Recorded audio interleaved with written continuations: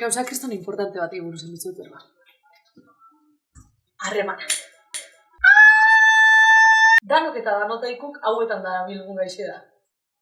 Pertsonok izaki sozial garen einean harremanak beharrezkoak ditugu.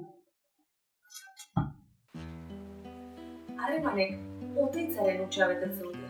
Euskal Harimanen esentzia dira. Harremanek egiten gaituzte. Zu, ni, garena eta ez garena.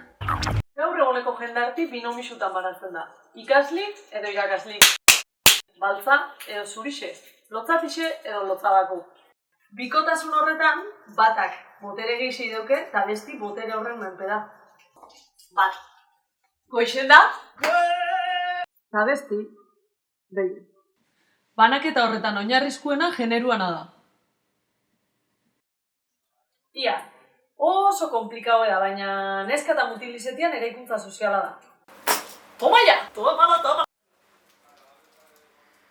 Generuan eraikuntzik patriarkatu izeneko mustro baten logika izegitzotza. Logika.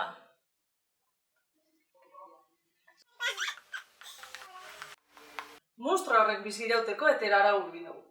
¿Hetero zer? Mustro horrek bizirauteko hetero arau urbidagu. Dos manzanas pueden dar dos manzanas y si se suman una manzana y una pera nunca pueden dar dos manzanas porque es que son componentes distintos. ¡Tachán! Ai, Anita. Baina zelan jausta da danok hetero arauen trampa horretan? Maitxasuna esker. Baina ez edo zein eratako maitxasune. Ez. Gure kulturan benetako da maitxasune. Romantiko. Maitxasune romantiku ez da kandelakin afaltzi edo kotxekoak izabaltzi. Maitxasune romantiku, hau da, entzun. Estos celos me hacen daño, me enloquecen. Jamás aprendería a vivir sin ti. No soy nada.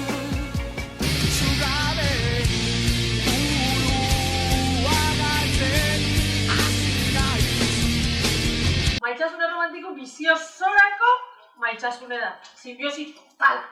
Totala! Bakotxak bere lanan jarri topetia. Maitxasuna guztiuna da. Nire maitxasunek salbatu zaitxo.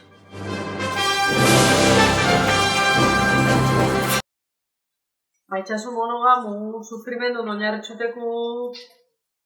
Ez duzula pentsauko hau dana berezkudanik ez da. Maitxatzerik ez itxet dugu. Printze eta printzesen gizartia guri, baina esan aldo maitxasuna nulerkeria dago gizonez, desajuste txiki batzu dago zela.